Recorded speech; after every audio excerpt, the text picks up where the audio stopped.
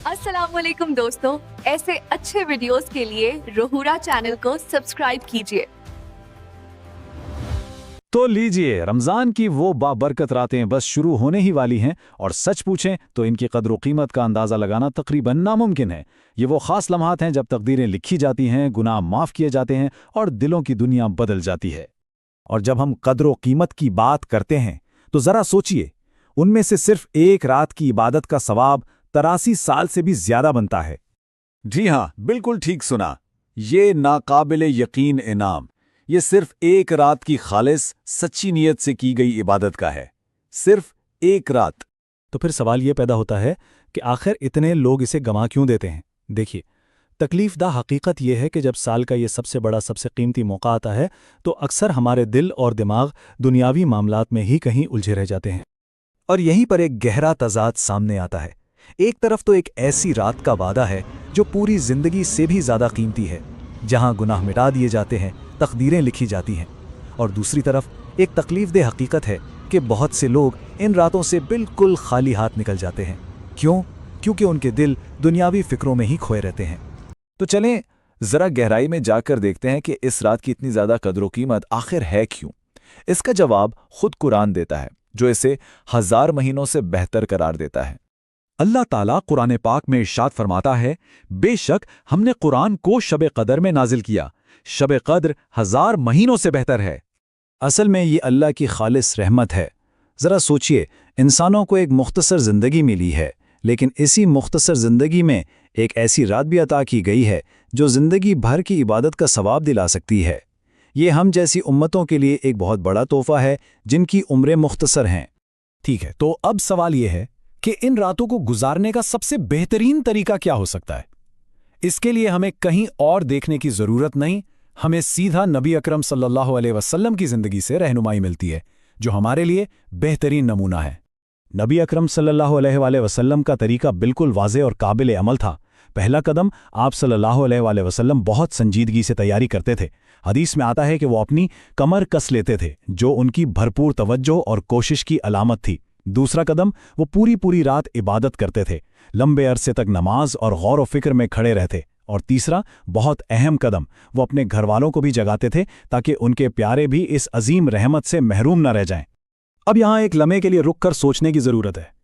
अगर अल्लाह के रसूल सल्लल्लाहु अलैहि वसल्लम, जिनके अगले पिछले तमाम गुनाह माफ़ थे, वो इतनी ज़्यादा मेहनत और कोशिश करते थे, तो फिर हमारा क्या हाल है?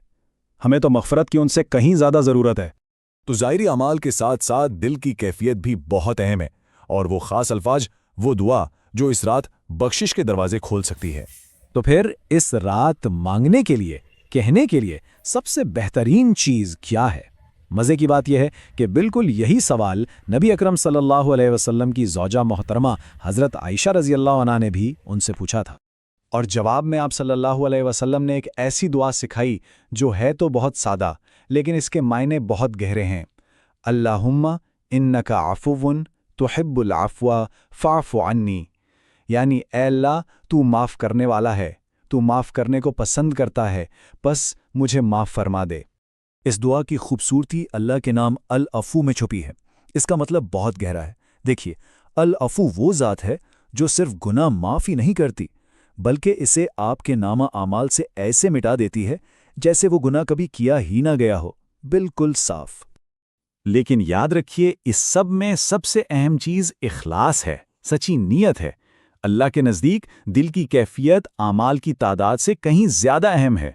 हो सकता है कि अल्लाह के खौफ और मोहब्बत में बहने वाला एक आंसू घंटों की बेध्यान इबादत से ज़्यादा कीमती साबित हो। और जो लोग इस मौके को नज़रअंदाज करते हैं, उनके लिए नबी अकरम सल्लल्लाहु अलैहि वसल्लम की एक बहुत सख्त तंबीह भी मौजूद है। आपने फरमाया, उस शख्स की नाक खाक आलूद हो जो रमज़ान पाए और फिर भी उसकी बख्शिश ना हो सके। लेकिन इस सख्त तनबीह के बिल्कुल साथ एक बहुत बड़ा उम्मीद दिलाने वाला वादा भी है। आप सल्लल्लाहु अलैहि वसल्लम ने फरमाया, जो शख्स ईमान और सवाब की नीयत से शब कदर में क़याम करेगा, उसके पिछले तमाम गुनाह माफ़ कर दिए जाएंगे। एक बिल्कुल नई शुरुआत। तो फिर अमली तौर पर उस रात के लिए खुद को कैसे तैयार किया जाए? एक बात ज़हन में रखें, ये तब्दीली और तैयारी उस रात के शुरू होने से बहुत पहले शुरू होती है। अपने दिल को तैयार करने के लिए ये चंद अमली इकदामात किए जा सकते हैं। सबसे पहले दूसरों को माफ करके अपने दिल को हर तरह के कीने और बुग़्ज़ से पाक करें। दूसरा, कुरान के मानी पर गौर करके इससे अपना ताल्लुक फिर से मजबूत करें। और तीसरा, अपनी उम्मीदों, अपने डर, अपनी ख्वाहिशात के बारे में अल्लाह से बिल्कुल सच्ची और खालिस दुआ करें। और आखिर में वक्त की हकीकत को समझना बहुत ज़रूरी है। ज़रा सोचिए, पिछले रमज़ान में कितने ही ऐसे लोग हमारे साथ थे जो आज इस दुनिया में नहीं हैं। ये रमज़ान वो मौका है जो इस वक्त हमारे हाथ में है, और आने वाले रमज़ान की उसकी किसी के लिए कोई गारंटी नहीं। ये मौका अभी है, बिल्कुल इसी लम्हे में। सवाल सिर्फ ये है, क्या ये मौका अगले साल भी हमारे पास होगा?